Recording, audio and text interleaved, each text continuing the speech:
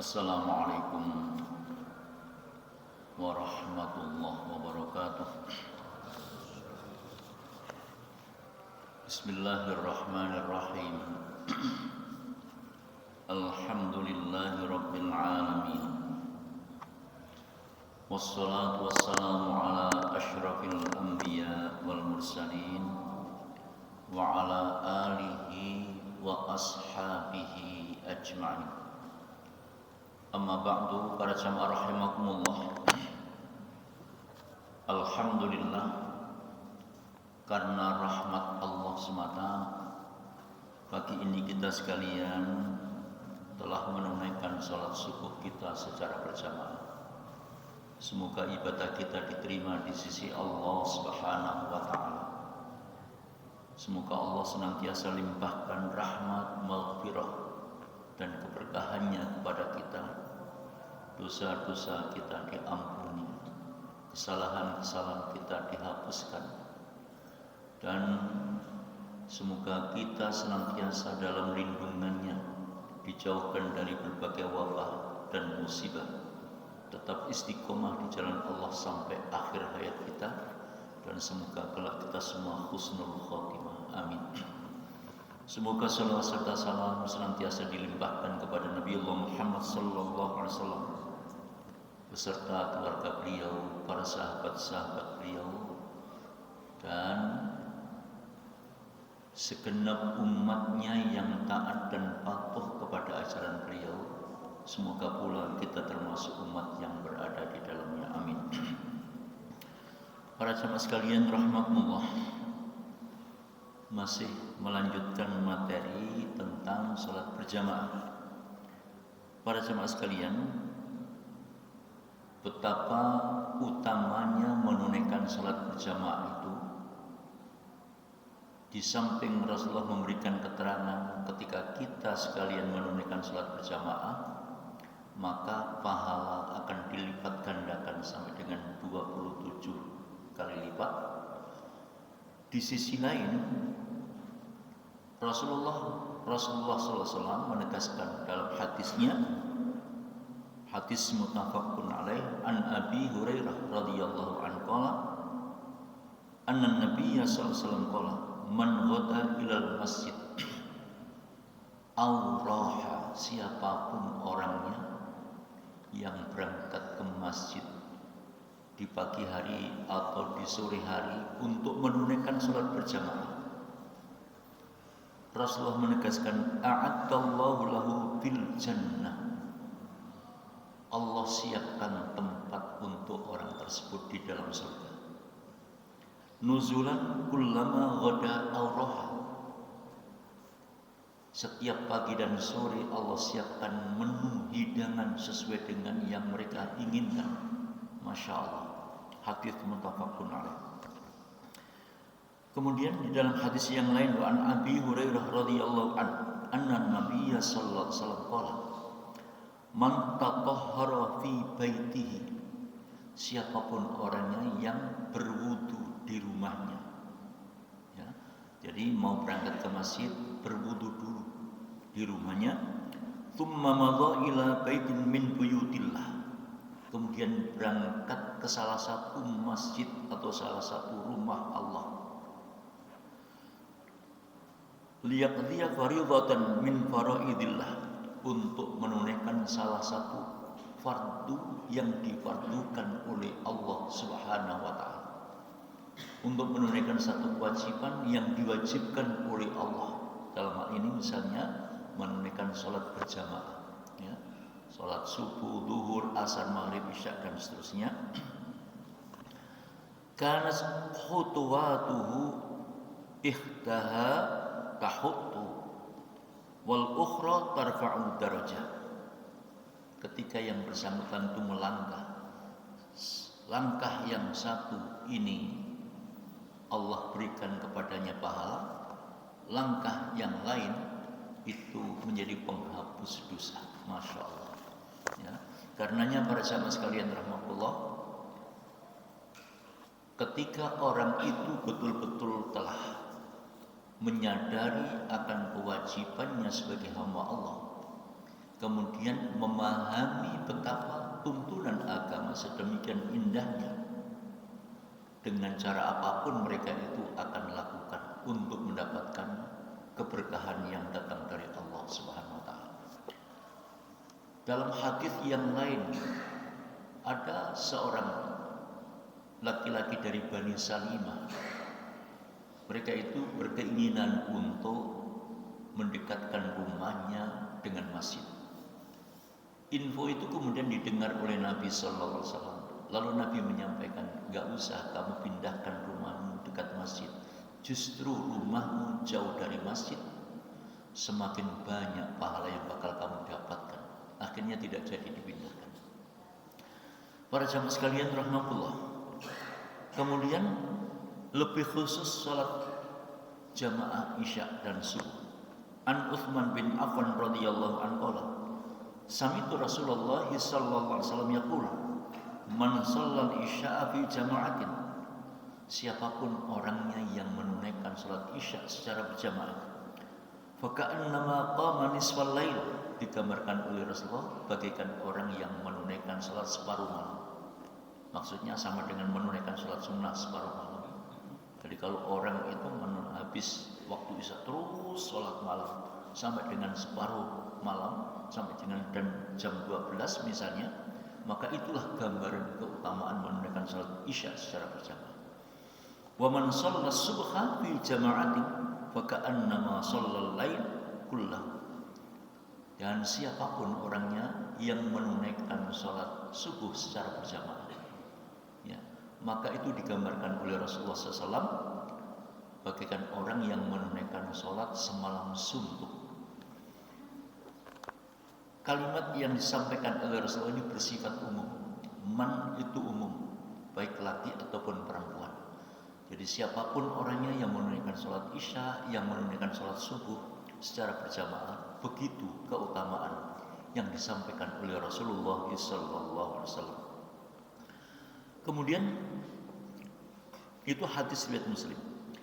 An Abi Hurairah radhiyallahu anhu anna Rasulullah sallallahu alaihi wasallam qala, walau ya'lamuna ma fil atamati was-subhi la atauhuma walau habban. Rasulullah sallallahu alaihi wasallam menyatakan, sekiranya mereka itu mengetahui betapa utamanya menunaikan salat isya dan salat subuh secara berjamaah, la atauhuma walau habban, sungguh mereka akan mendatangi, ya, baik salat isya ataupun salat subuh itu secara berjamaah, sekalipun harus dengan merangkak, sekalipun harus dengan merangkak, sekalipun harus dengan berangkang, mereka akan datang untuk memenuhi hal itu. Para jemaah sekalian rahmatullah, dalam hadis itu hadis muttafaqun alaih. Dalam hadis berikutnya an Abi Hurairah radhiyallahu anhu qala Rasulullah sallallahu alaihi wasallam, laisa salatun athqalu 'alal munafiqina min salatil fajri wal isya walau ya'lamuna ma fihima la atauhuma walau habban. Rasulullah mengatakan tidak ada satu salat pun yang lebih berat, ya, bagi orang-orang munafik untuk menunaikan salat subuh dan salat isya secara berjamaah kecuali orang-orang munafik. Jadi tidak ada orang yang merasa berat untuk melakukan hal itu kecuali orang munafik. Karenanya ketika kita ini sadar diri, kok abot ya melakukan salat isya jamaah itu, kok abot ya melakukan salat subuh berjamaah, harus kita segera cek, ya, diri kita ini. Karena itu bagian dari tanda-tanda kemunafikan. Jadi tanda-tanda kemunafikan itu tidak hanya seperti yang secara umum kita dengar. Yang pertama, kalau berkata bohong, kalau berjanji berselisih, kalau dikasih amanat berkhianat. Tapi pada sisi yang lain, ketika seseorang merasa berat melaksanakan sholat isya maupun subuh, maka di situ kita perlu cek diri kita ini, ya. Karena itu bagian dari tanda-tanda kemunafikan kata Rasulullah. Walau ya'lamuna ma fihima la atauhuma walau habban. Sekiranya mereka itu mengetahui, maka mereka itu akan mendatangi sekalipun harus dengan merangkak, sekalipun harus dengan berangkang. Para jamaah sekalian rahmatullah. Kemudian selanjutnya, siapa yang lebih berhak untuk menjadi imam dalam salat berjamaah? An Abi Sa'id radhiyallahu anhu qala Rasulullah sallallahu alaihi wasallam, "Idza kanu thalathatan falyu'ammahum ahaduhum." Ya. Kalau misalnya kamu itu bertiga, maka salah satu di antara tiga orang itu hendaknya tampil sebagai imam. Dan siapa yang berhak menjadi imam itu? Wa haqquhum bil imamah aqra'uhum. Yang lebih utama adalah yang paling memahami terhadap yang paling bagus bacaannya dan sekaligus yang memahami petunjuk agama. Hadis riwayat Imam Ahmad, Imam Muslim dan Imam An-Nasai. Ya. Wa an Abi Mas'ud Uqbah bin Amrin wa qala wa an Abi Mas'ud Uqbah bin Amrin qala Rasulullah sallallahu alaihi wasallam, ya ummul qauma aqra'uhum li kitabillah. Hendaknya orang yang lebih bagus bacaannya, lebih banyak hafalannya terhadap kitab Allah, itulah yang berhak menjadi imam. Fa in kanu fil qira'ah sawa'an fa'alamuhum bisunnah. Kalau mereka itu sama bacaannya, sama pemahamannya, maka kemudian Rasulullah kasih tambahan, siapa di antara mereka yang lebih memahami tentang sunnah-sunnah Rasulullah? Dalam hal ini adalah syariat Allah. Kemudian fa in kanu fis sanah sawa'an fa'tamuhum hijrah. Kalau kemudian orang itu dari sisi umur sama, pemahaman agamanya sama, bacaannya juga begitu, maka siapa yang harus diutamakan lebih dahulu? Kata Nabi, siapa orang yang lebih dahulu mengikuti hijrah. Artinya hijrah dari Mekah menuju Madinah. Karena itu menjadi bagian dari tolak ukur juga. Ya, siapa yang lebih dulu mengikuti hijrah, maka itu menjadi bagian dari tolak ukur kualitas keimanan seseorang. Sama halnya dengan begini, ketika orang itu diseru untuk berangkat ke medan perang dalam rangka berjihad di jalan Allah, tiba-tiba ada yang ngacung duluan kayak gitu. Siapa yang mau berangkat? Saya. Itu berarti semangatnya luar biasa. Fa in kanu fil hijrah sawa'an fa'tamuhum sinan. Kalau kemudian orang itu fa in kanu fis sanah fa in kanu fis sunnah sawa'an fa'tamuhum hijrah. Kalau orang itu sama-sama pemahamannya terhadap sunnah Nabi, sama-sama terhadap syariat Nabi, maka siapa yang lebih dulu hijrah itulah yang kemudian harus diprioritaskan. Fa in kanu fil hijrah sawa'an fa'tamuhum sinan. Kalau orangnya itu sama, ya, kualitasnya sama, maka siapa di antara mereka yang dipandang lebih tua, ya. Wala ya'umman ar-rajulu rajula fi sultanihi wala yaqutu fi baitihi ala takrimatihi illa bi idnih. Kalau misalnya ada orang pendatang, ada tamu, ya, kemudian datang ikut melaksanakan sholat berjamaah, itu tidak diperkenankan untuk menjadi imam, ya.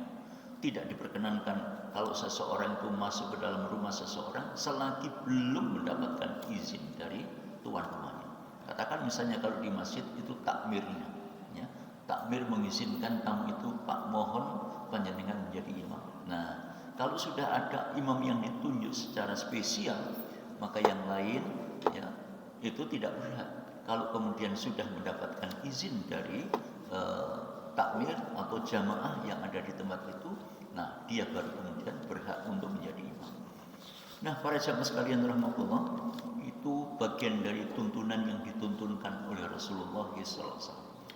Karenanya seorang imam yang ditunjuk untuk menjadi imam, di samping bacanya bagus, pemahaman terhadap agamanya bagus, maka di sisi lain orang tersebut siapa yang kira-kira kalau memang posisinya sama, semangat beragamanya yang lebih tinggi, itulah yang dituntun, yang ditunjuk untuk menjadi imam. Namun demikian kalau kemudian tidak ada semua, ya siapa yang ada, siapa yang mampu, disitulah kemudian mereka yang pas untuk ditunjuk menjadi imam. Para jamaah sekalian rahmatullah.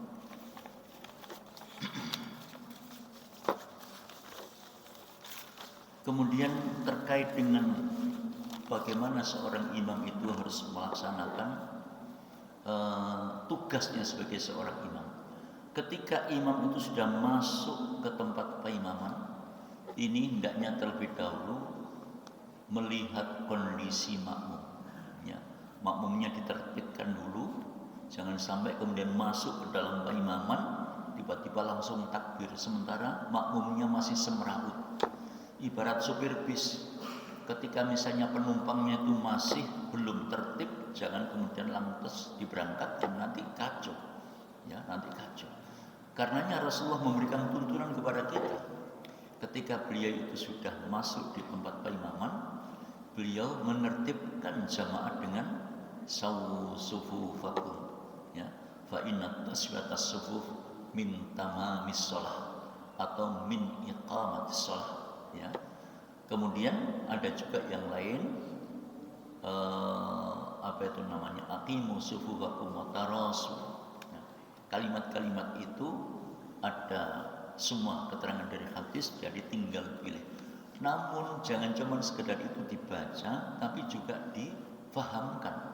Ya, nanti masyarakat kita kalau cuma diomongi sawu sufufakum, tidak paham karpe, ya mereka akan tetap dalam posisi semeraut. Nah, oleh karena itu maka di samping diomongi sawu sufufakum, aqimu sufufakum wa tarasu, diomongi pula dengan bahasa yang mereka paham.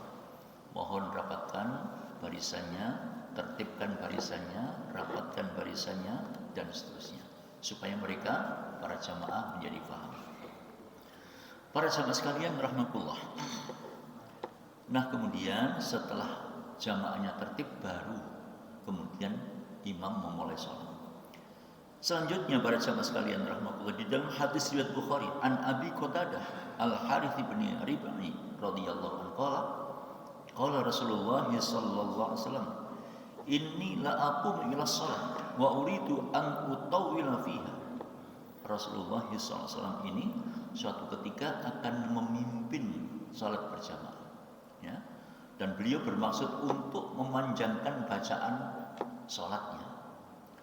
Tapi kemudian fa asma'a buka as-sabi fa tajawwaza fi salati karahiyatan an asyqa ala ummihi. Karena Nabi mendengar ada anak kecil yang nangis, maka niat untuk memanjangkan bacaan salatnya itu lantas diperpendek, karena beliau kasihan dengan ibunya. Nanti kalau anaknya nangis perek-perek, itu menjadi mengganggu. Ya, disinilah seorang imam ketika akan ngimami, ya, mereka harus bisa sekali lagi melihat kondisi jamaah. Mereka harus melihat kondisi jamaah. Jangan sampai kemudian ada anak nangis, ya, lalu ini santai terus membaca ayat dengan panjang, itu nanti akan mengganggu, khususnya ibunya. Lebih khusus lagi, lebih umum adalah jamaah yang lain, ya. Jadi ibunya ya lebih terganggu, menjaga perasaan yang lain. Nah kemudian apa itu namanya, yang lain tidak mustahil juga akan menjadi terganggu. Karenanya ketika melihat situasi dan kondisi seperti itu, imam jangan kemudian memperpanjang bacaannya, tapi yang sederhana saja supaya tidak sampai mengganggu ketenangan jamaah. Kemudian itu hadis Bukhari. An Abi Hurairah radhiyallahu anhu anna Rasulullah sallallahu alaihi wasallam qala idza shalla ahadukum linnas falyukhaffif. Ya.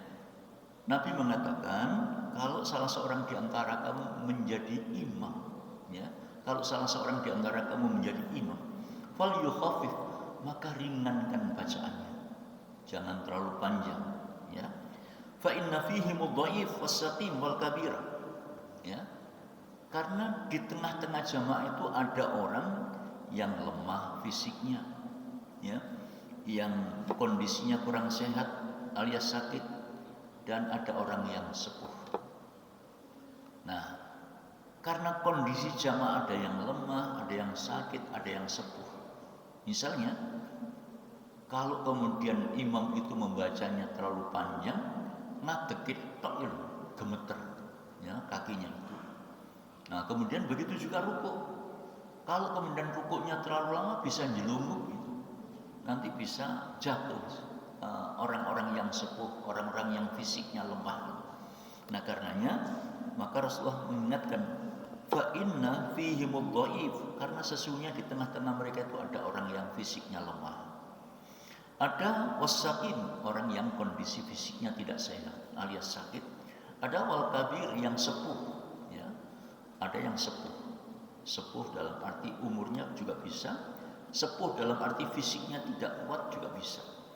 Wa idza shalla ahadukum li nafsihi falyutawil ma syaa, tapi nek salat sendirian silakan Anda mau memperpanjang bacaannya sampai 1 juz boleh. Nabi itu kalau sholat sendirian bacaannya sangat panjang sekali. Nah, kalau kebetulan ada orang yang makmum di belakangnya, apa itu namanya, harus jogo-jogo kalau bacaannya Nabi itu adalah panjang, dan itu biasanya melakukan sholat sunnah. Tapi kalau sholat berjamaah dengan para makmum yang sudah biasa berjamaah, beliau bisa mengukur diri. Itulah sebabnya maka Nabi kemudian mengingatkan kepada kita semua, kalau menjadi imam jangan sampai kemudian bacaannya diperpanjang, karena di tengah-tengah jamaah itu ada yang lemah, ada yang sakit, dan ada orang yang sepuh. Para jamaah sekalian rahmatullah. Kemudian wa an Nabi Mas'ud Uqbah bin Amr al-Badri qala ja'a rasulun ila Nabi sallallahu alaihi wasallam faqala inni la ata'akharu an salati subhi min ajli fulan mimma yutilu bina. Ada seseorang yang datang kepada Nabi SAW menyampaikan pengalaman dirinya ketika ia mengikuti sholat subuh berjamaah, lalu dia terpaksa mundur dari jamaahnya. Jadi tidak menyempurnakan jamaahnya, terpaksa dia mundur. Kenapa? Karena imamnya itu bacaannya panjang, karena imamnya itu bacaannya panjang. Kemudian fama ra'aitu Nabi sallallahu alaihi wasallam, saat itu kemudian ia melihat Nabi sallallahu alaihi wasallam. Aku tidak pernah melihat Nabi sallallahu alaihi wasallam ghadiba fi mau'izatin qad asyadda mimma ghadiba yauma. Aku tidak pernah melihat Nabi marah semarah hari ini. Nah, para sahabat sekalian rahmatullah, faqala, kemudian beliau menyampaikan, ya ayyuhan nas inna minkum mutafarriqin, inna minkum munafirin, fa ayyukum umman nas falyujiz, fa inna min wara'ihil kabir was-saghir wa dzal hajjah. Lalu Nabi menyampaikan kepada para umatnya, wahai sekalian manusia, sesungguhnya di antara kalian ada orang yang berpaling, ada orang yang memutuskan diri dari jamaah. Oleh sebab itu, siapapun di antara kalian yang menjadi imam, hendaknya falyujiz, jangan memperpanjang bacaannya. Fa inna min wara'il kabir, karena di belakang Anda ada orang yang sepuh, was-saghir, ada anak-anak kecil yang kadang-kadang tidak kerasan karena kesuwen, kemudian pelayon anak-anak itu kadang-kadang begitu. Wadal hajat, dan ada juga orang yang punya hajat. Nah, hajat ini macam-macam. Bisa jadi kepingin ke belakang, bisa jadi kepingin lanang pasar, dan seterusnya. Ini hadis muttafaqun alaih. Para jamaah sekalian rahmatullah. Ada juga hadis yang agak lebih panjang, Wa an Anasin radhiyallahu anhu. Qala kana Mu'adz bin Jabal ya ummu qaumahu fadakhala haram bin Milhan. Ketika Mu'adz bin Jabal ini ngimami, jadi Anas bin Malik ini menceritakan ketika Mu'adz bin Jabal itu ngimami, wa huwa yuridu ayyasqiyan nahlah. Lantas ada seseorang yang kepingin cepat-cepat untuk nyirami pohon kurmanya. Fatahul masjidah ma'al qaumi falamma ra'a Mu'adz at-tawwala fajaza fi salatihi fajawwaza fi salatihi. Tiba-tiba ketika dia masuk ke dalam masjid bermakmum kepada Mu'adz bin Jabal itu, ternyata Mu'adz ini bacaannya panjang, Sementara orang ini kepingin cepat-cepat menyirami pohon kurma. Apa yang ia lakukan? Walahiqa binakhlihi yasqihi. lantas dia mengundurkan diri dari jamaahnya, mendahului imamnya. Kemudian falamma qada Mu'adz shalah qila lahu dzalik. Ketika Mu'adz ini sudah selesai menunaikan sholat, ia mengatakan qala innahu munafik, orang itu munafik, ya, orang itu munafik. Kemudian ayat'alu anis shalah min ajli sakinahlihi. Ya, bahasa sederhananya, apakah dia lebih mengutamakan sholatnya atau lebih mengutamakan nyirami pohon kurmanya? Ya, para jamaah sekalian, faqala faja'a kharamun ila Nabi sallallahu alaihi wasallam wa Mu'adzun indah. Lantas Haram bin Milhan ini mendatangi Nabi sallallahu alaihi wasallam, mau menyampaikan apa yang ia alami pada saat itu. Dan pada saat ia datang kepada Nabi, Mu'adz bin Jabal ini berada di samping Nabi. Faqala ya Nabi Allah, inni aradtu an asqiyal nahlani fadakhaltul masjidah li usalli ma'al qaum. Wahai Rasulullah, saya ini bermaksud untuk nyirami pohon kurma saya, lalu saya ikut sholat berjamaah, ya. Kemudian pada saat itu falamma tawwala fajawaztu fi sholati. Ternyata imamnya itu adalah membaca ayat yang lumayan panjang, maka saya terpaksa mendahului sholat saya. Walahiktu binahli asfihi. Lantas kemudian dia bergegas untuk menyirami pohonnya, dalam arti pohon kurmanya. Faza'ama anni munafik. Lantas Mu'adz bin Jabal mengatakan kepada saya adalah orang munafik. Apa yang terjadi pada saat itu? Faqbalan Nabi sallallahu alaihi wasallam ala Mu'adzin. Kemudian Nabi melihat Mu'adz bin Jabal, faqala sambil mengatakan, afattanun anta Mu'adz, apakah Anda, ya, melakukan fitnah? Apakah Anda bikin fitnah?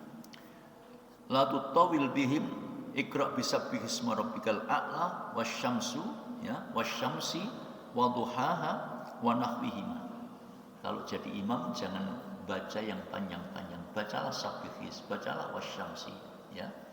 Nah, itu apa itu namanya, yang disampaikan oleh Nabi ketika melihat Mu'adz bin Jabal ngimami sholat dengan bacaan yang panjang, lalu ada orang yang mundur. Yang mundur ini namanya Haram bin Milhan. Nah, sementara Haram bin Milhan ini kepingin lang mari sholat terus lang nyirami pohon kurmanya. Nah, begitu dia mundur, oleh Mu'adz bin Jabal dibilang Haram bin Milhan itu munafik. Karena dia dituduh munafik, dia marah, datang kepada Nabi, menyampaikan apa yang disampaikan oleh Mu'adz itu kepada Nabi. Maka kemudian Nabi marah kepada Mu'adz bin Jabal, ya. Dianggap Mu'adz membuat fitnah, ya. Dianggap Mu'adz ini membuat fitnah. Itu respon Nabi ketika melihat ada orang yang imami sholat dengan bacaan yang terlalu panjang. Karena di belakang ini jamaah itu macam-macam maksudnya. Ono sing ndang kepengin nang pasar, ono sing kepengin ke belakang, ono sing kepengin nyirami tanduran, dan seterusnya dan seterusnya. Karenanya maka para jamaah sekalian rahmatullah, suasana salat berjamaah itu akan menjadi nyaman kalau kemudian imam dalam hal ngimami tidak membaca ayat terlalu panjang, sedang-sedang saja. Tapi kalau salat sendirian, silakan bacaannya diperpanjang, ya. Para jamaah sekalian rahmatullah, hal yang demikian itu memberikan tuntunan kepada kita agar kita bisa menjaga suasana kondisi jamaah sehingga jamaah itu tetap nyaman di dalam melaksanakan ibadah kepada Allah Subhanahu wa taala.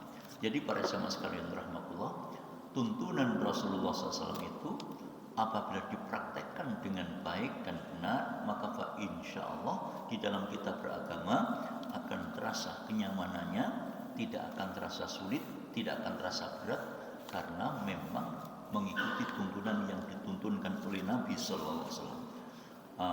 Termasuk para sahabat sekalian rahmatullah, Nabi itu kalau ngimami sholat Jumat itu biasanya membaca sabbihis dan hal apa. Nah, sekarang ini kadang-kadang imam gak mereken, ya, Bukan Nabi tidak hafal dengan Al-Quran. Nabi itu semua ayat yang diturunkan oleh Allah kepada beliau sangat hafal. Tapi spesial Jumat, Nabi itu biasanya membaca sholat, membaca sabihis, membaca Al-Fatah, atau surat Jumat dan munafik, Al-Munafikun. Ya. Jadi kebiasaan-kebiasaan Nabi yang semacam itu, ayo kita lestarikan. Ya. Jangan kemudian lantas mendahulukan yang lain, sementara sunnah Nabi yang biasa dilakukan lantas diabaikan.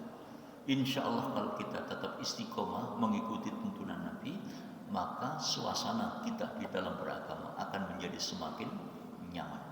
Demikian sedikit yang dapat kami sampaikan. Kurang dan lebihnya mohon maaf. Subhanakallahumma wa bihamdik, asyhadu an la ilaha illa anta, astaghfiruka wa atubu ilaik. Assalamualaikum warahmatullahi wabarakatuh.